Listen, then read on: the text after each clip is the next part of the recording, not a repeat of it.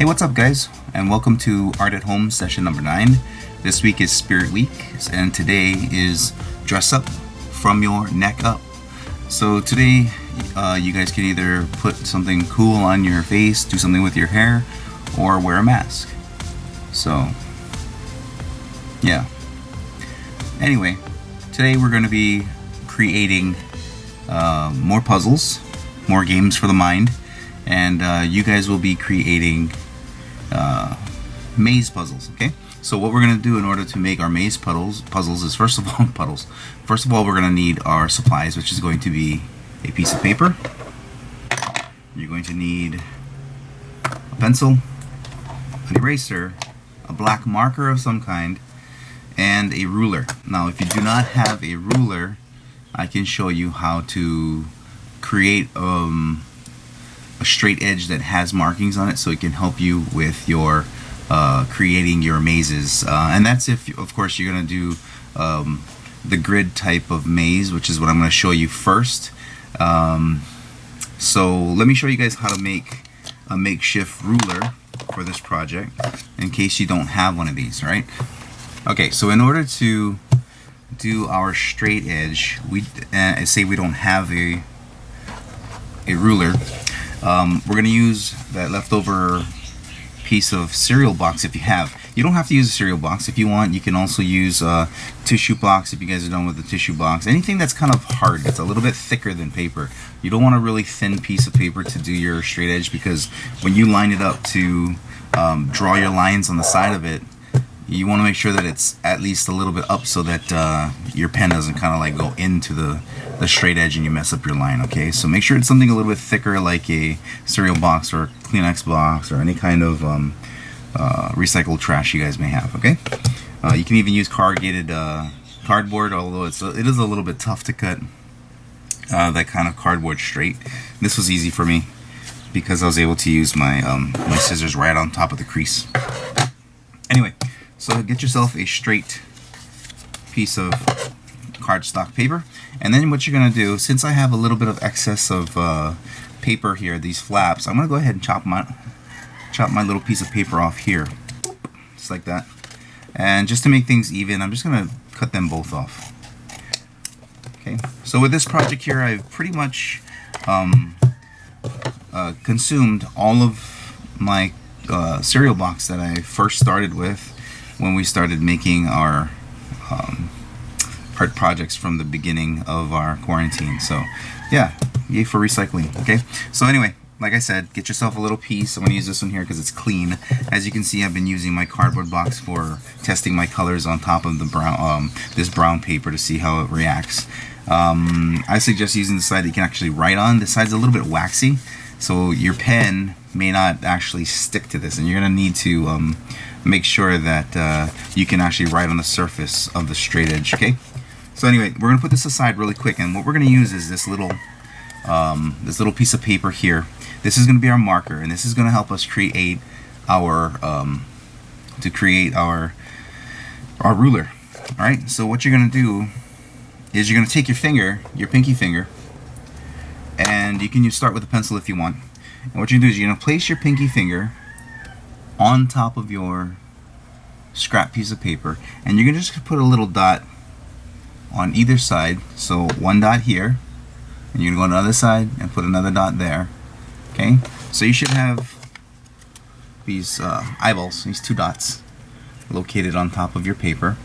And what this is going to be is this is going to be our measuring tool.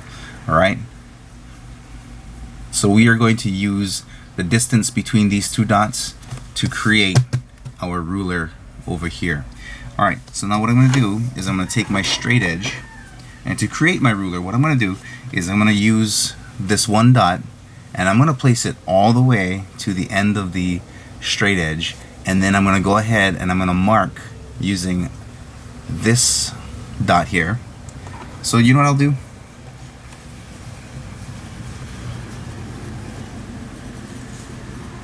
I'll go ahead and label the two dots. Okay, so this dot is named measure, and this dot is named mark.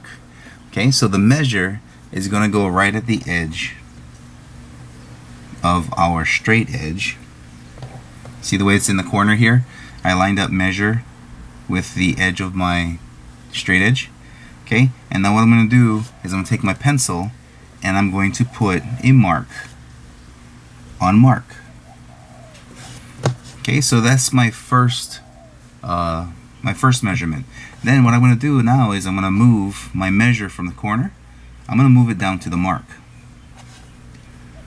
And from here, now that this first mark is a measure, I'm going to go ahead and put a line right here by mark. See that? So now I have two equally distanced lines in my straight edge. Okay, so continuing the trend, the next line, move it down for measure and put a mark. Move it down one more to measure and put a line for mark. And I'm going to keep going all the way down.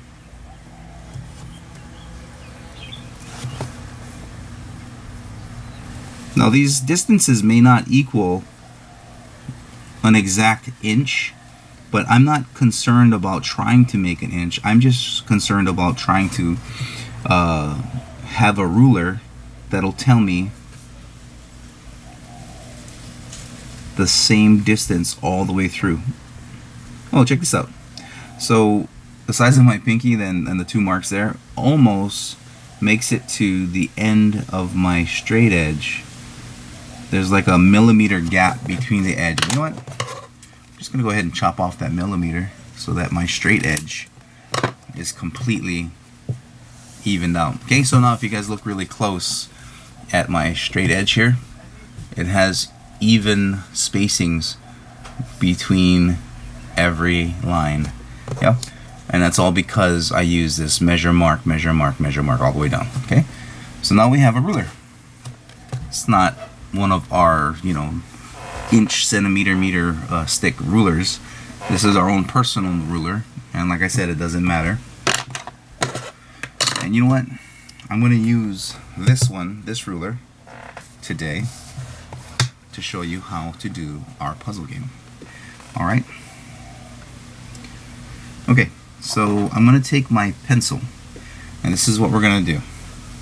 I'm going to put my straight edge to the top of my paper here, and I'm going to give it a little border. So I'm not going to put it all the way to the end of my paper. I'm going to give it a little border, and I'm going to mark one space in, and then I'm going to mark, well, if you notice here, my straight edge doesn't line up with my paper, so I have a mark in a little bit.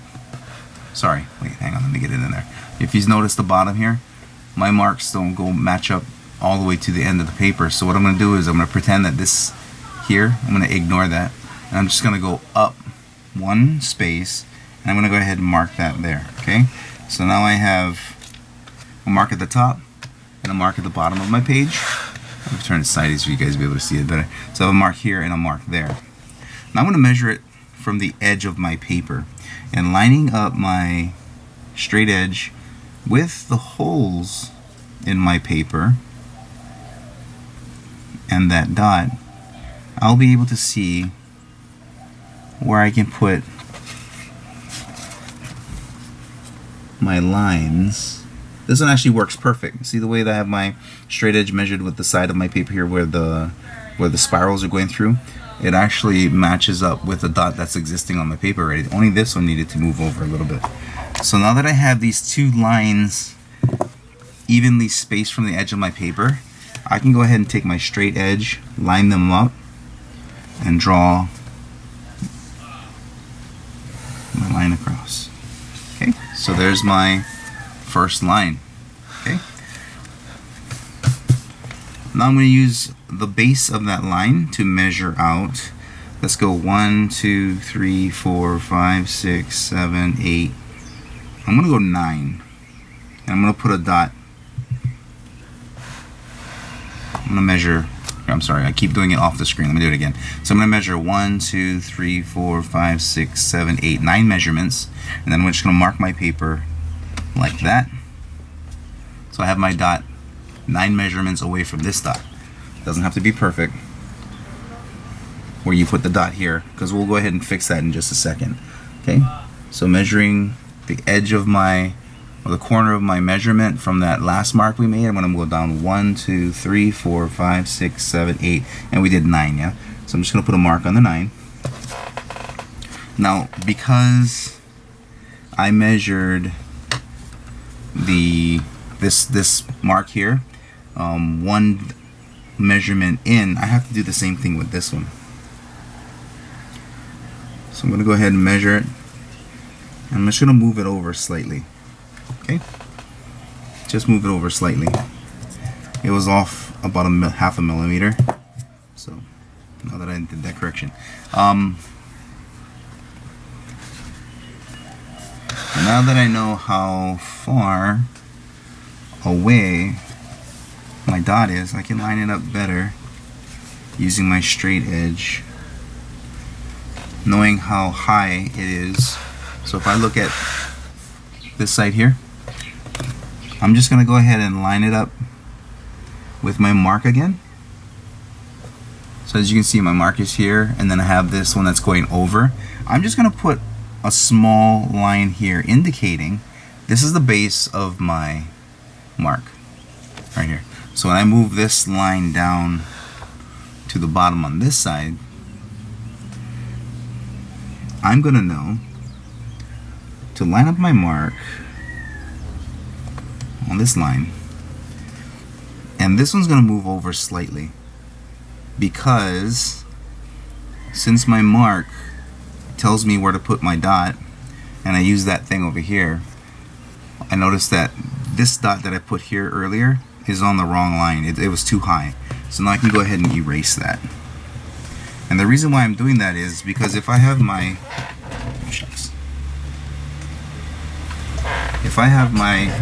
my dot here too high, and I draw my connecting line from this dot to this dot, and this dot is too far away, I'm going to end up with a diagonal line.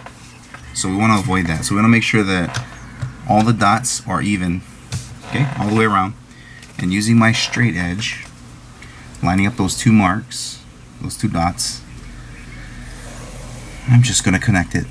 All the measuring is done already. We don't have to measure anything pretty much anymore. This is all finished. So all I'm doing is I'm making a rectangle going around my paper, and this is going to be my grid for making my maze. Okay, now when you guys do any more after this, you have to make sure that you don't press too hard. I'm going to be pressing a little bit hard so that you guys can actually see my lines on this camera, but when you initially do it, you want to go lightly because I'm going to show you why. Alright, so using the marks on top of my straight edge again, I'm going to line them up here, and I'm going to make marks on top of my paper going from one dot all the way to the other dot. Watch this. So I'm going to put a line here, here, here, here, here, here, all the way down until I get to the end. Okay, so now I have those same lines that I have on top of my ruler. I have that there. Now if you guys are actually using a ruler, this is where you would be. Okay, you could be measuring the 1/2 inch mark. So you're going to use your ruler here, and measuring from the 1/2 inch, you'll put marks on the 1/2 inch. Alright, and you'll create a grid using the 1/2 inch. Alright, so after you get those marks, you're going to move your paper, and you're going to go ahead and grid the other side by putting those same marks. Line up your ruler so that it matches the edge, the corner there, and you're going to go ahead and put your marks. 1, 2, 3, 4, 5, 6, 7, 8, whoops, 9, 10, 11, and then the 12th one is the end line over there. Okay, so I have marked this paper here as well, and now that I have these two marks, one on each side, I can go ahead and measure, putting the lines together and putting a line across. Okay, so go ahead and connect all those lines going across.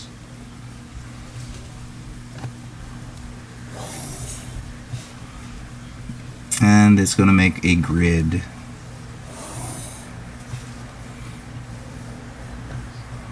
And like I said, I'm pushing kind of hard. So so that you guys can actually see the lines that I'm putting on the paper. Be careful, watch your finger, because sometimes when I measure, my middle finger ends up going over the measurement tool, and look, I made a bump in my line. So be careful, watch yourself when you do that. Keep your fingers on the ruler when you hold it down.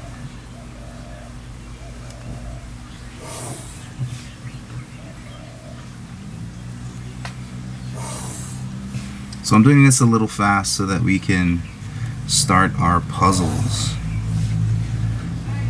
I'm not spending too much time with this. Okay, alright, so we had the entire sheet, or at least a rectangle that we drew.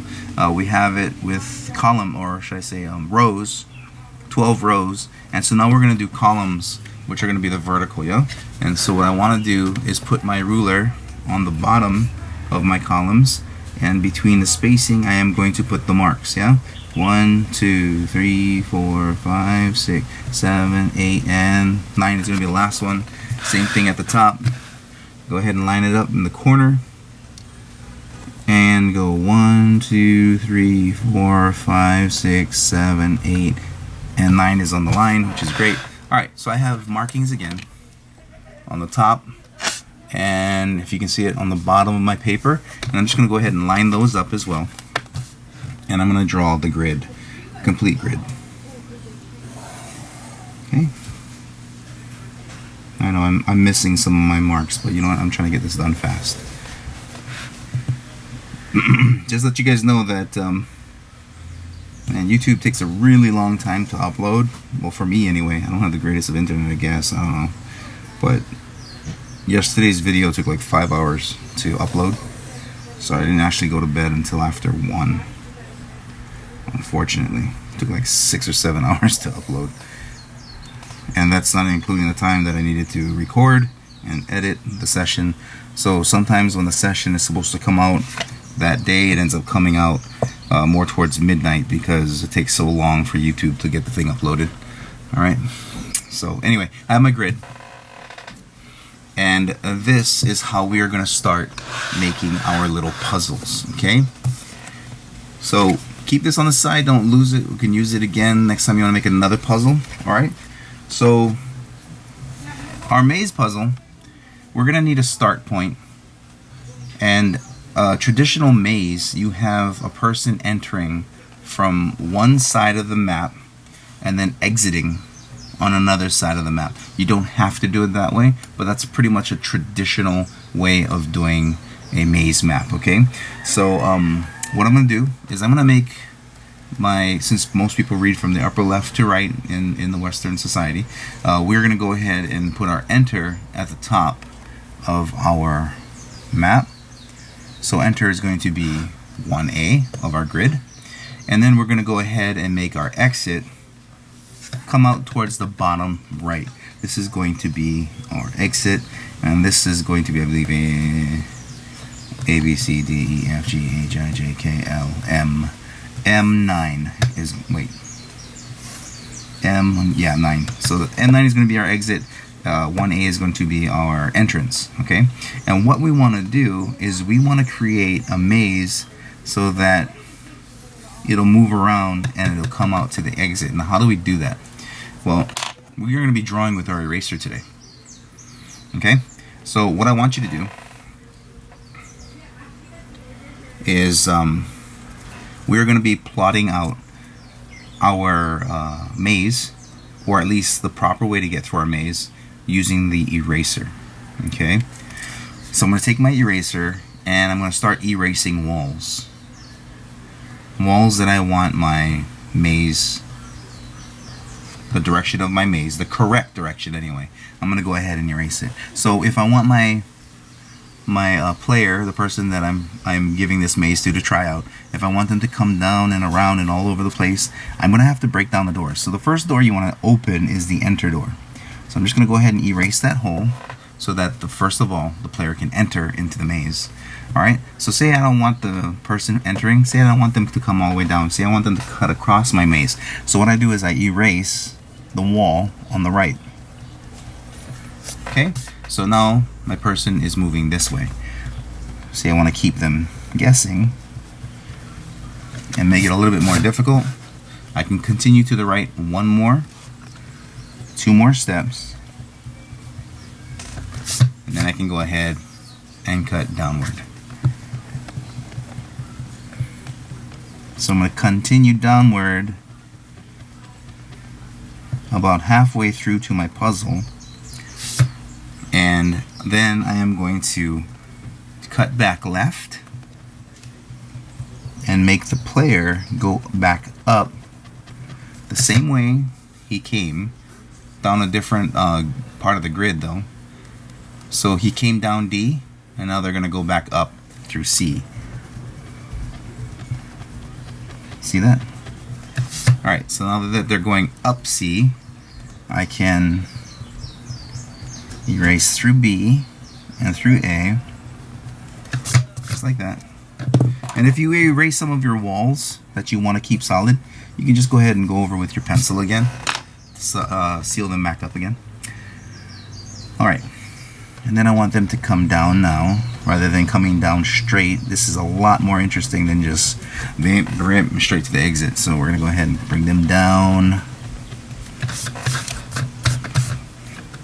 And I'm going to skip on over to A8. Okay? And now from A8, I can cut back to the right. Continue right. Continue right. Continue right. Continue right. Okay. And then I'm going to come back up this way. And I'm going to stop right here where my finger made a bump. This will kill 2 birds with 1 stone. I'll go ahead and erase that there. Okay, so now this is what my maze looks like. Yeah, you can kind of see it. It's coming up. Okay, drop it down one more time.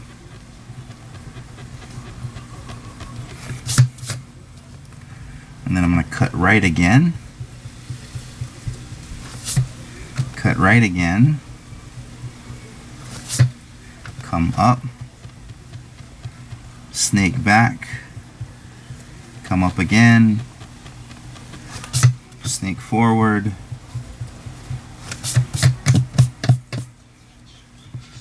Snake over one more time. Okay, so now it comes around like this.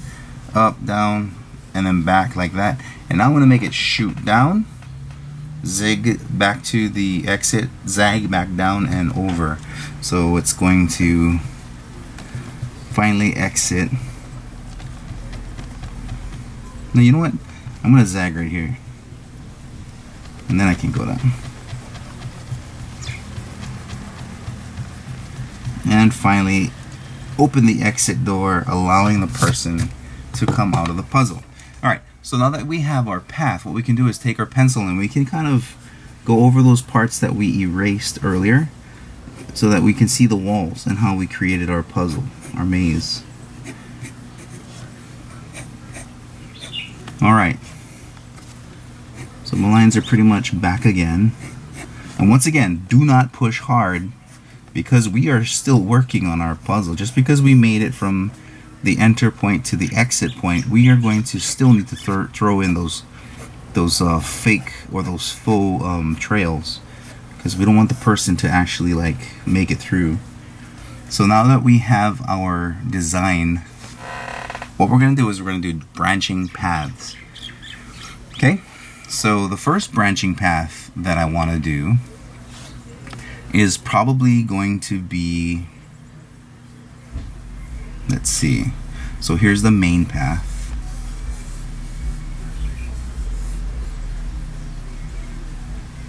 What I can do is I can open up this one here.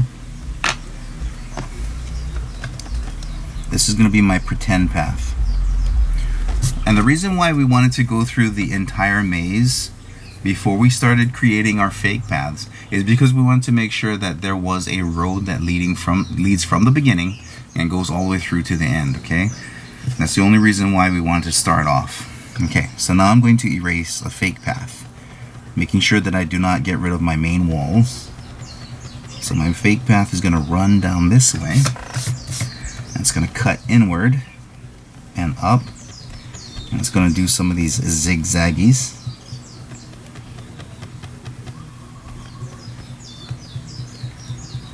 Just like that.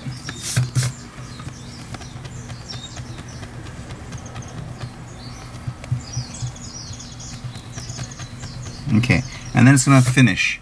So the path is going to come down here, up, down, and it's going to stop. And that is going to be the first dead end. Okay? So the second path I'm going to do is I'm going to branch it off from a little bit earlier. So the first branch I did was after the third turn. This one I'm going to do after the first turn. And this one is going to come in, come down, go back up again. It's going to go in, up one more time. I want to try and fill in as much of the maze as possible with dead ends, but I want to make sure that I give some road to go through the dead end, so people don't like, oh, I can see the dead end already, it's right here, so I'm not even gonna bother going that way. See, you want to kind of give the illusion like the road actually goes somewhere, so don't stop the dead ends after the first turn, keep them going. Okay, so I'll put this one going down, coming back up like that. Okay, and then it's going to cancel here. This is where our dead end is going to be. So let's go ahead and solidify those lines that I accidentally erased a little. Okay, so now I have my first canceling turn here, comes up and around and stops here. And then the second one comes up and around and goes zigzag up here, it stops here. Okay, so we got some good traps. All right, so now we're going to need another trap, and this one is going to be down over here. So we're going to go ahead and open up this gate here, and this gate is going to come down through this area and pretend to cancel coming out through the end over here. We've got to be creative with how we do that. Okay, so we're going to come all the way down this corridor.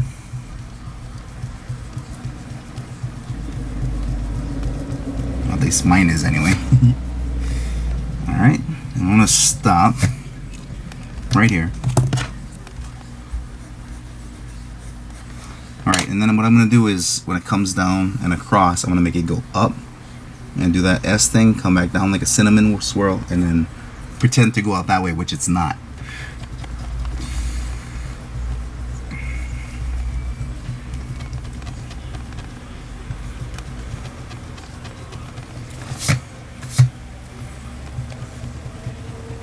Okay, I did erase some of the walls, so I'm going to kind of put those back. The walls that you know are going to stay, they can go a little bit darker, that's fine. But the ones that you know are going to be erased, don't draw them too hard. Alright. And this cancels right before the exit, making this person who gets this far disappointed that they turned down that lane. Okay, so we have that extra lane here. Now we've still got some boxes up here over here that we can use. So looking at my puzzle, up, down, stop. Okay, this is the correct path. We're gonna put the next opening here, and we're gonna make this one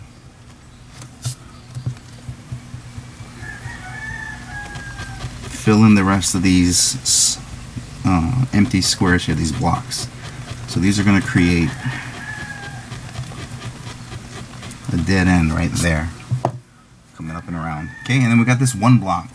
So let me just go ahead and just erase it off of one side, like that.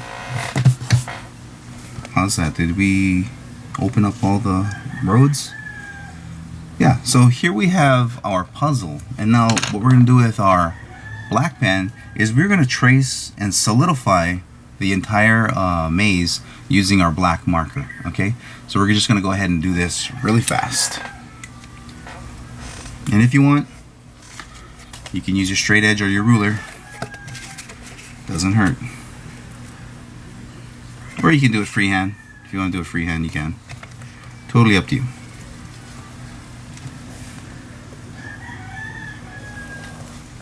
So I'm just moving from column to column, and I'm outlining the lines that I saved.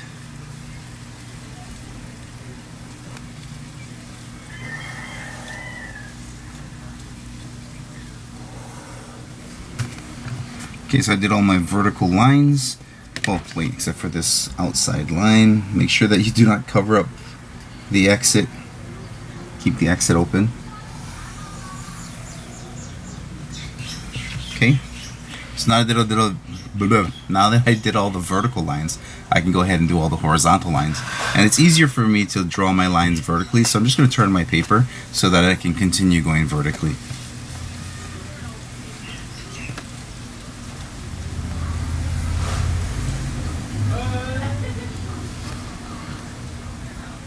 Double check, make sure you don't draw over your open areas so your puzzle is still available. You can still beat it.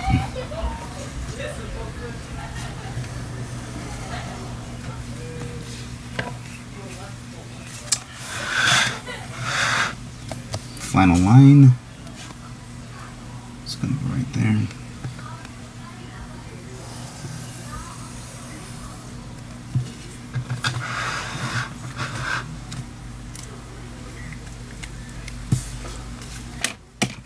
Okay, and then finally, we're going to take our eraser and we're going to go ahead and just erase all the lines that we use to make our puzzle.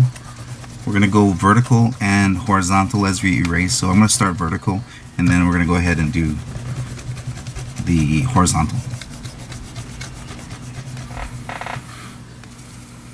Alright, so I'm just going to go ahead and rewrite enter and exit.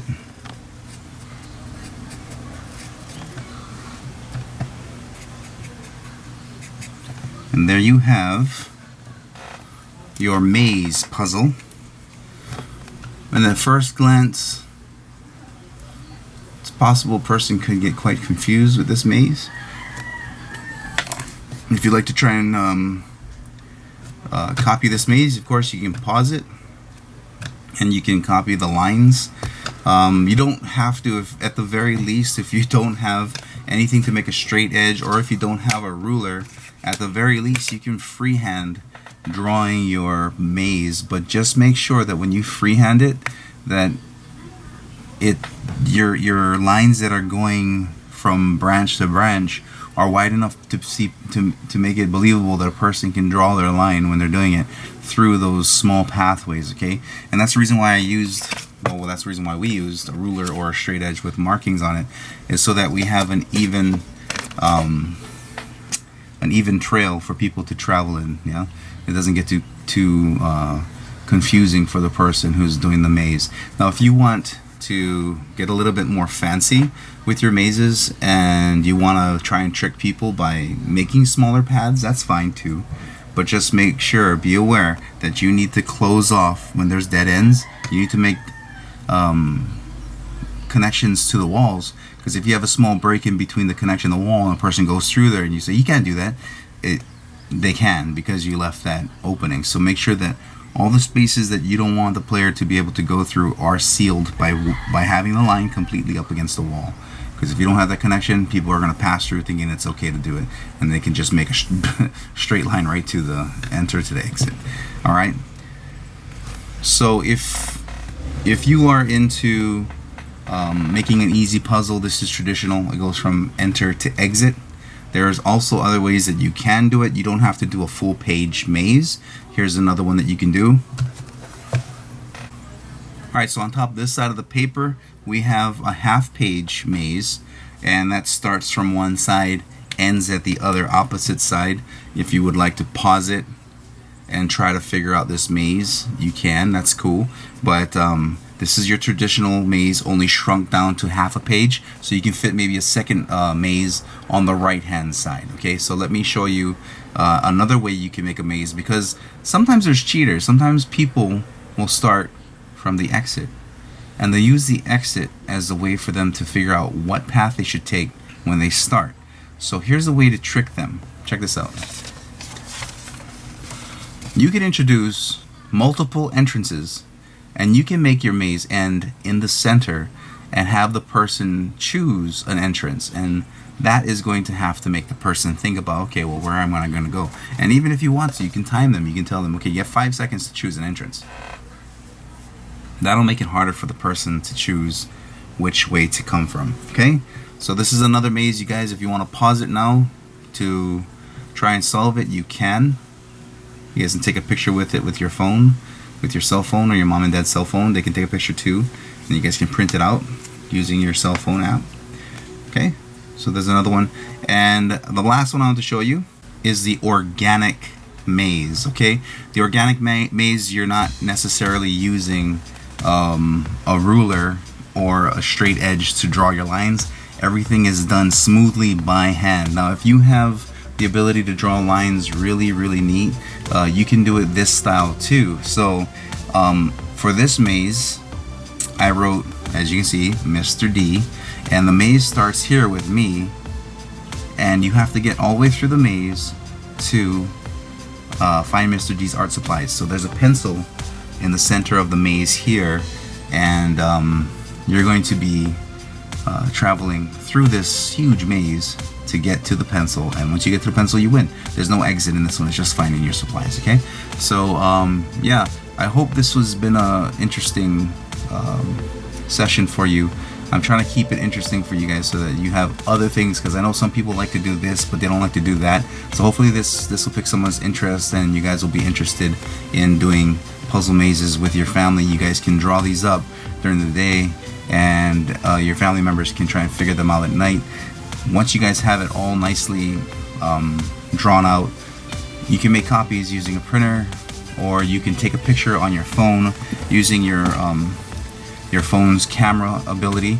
And then there's also drawing tools inside, editing tools inside your parents' phones or your phones if you have a cell phone, that you can press on top of the draw icon, and then you can try and trace it with your finger through the maze with this picture on your background, and you could be tracing it. Okay, and if you solve these puzzles, you can send them over to my email, and I can, well, just like your other arts, I can display them in an upcoming video or whatever. Alright guys, so that's the end of Art at Home session number 9. I hope you guys had fun.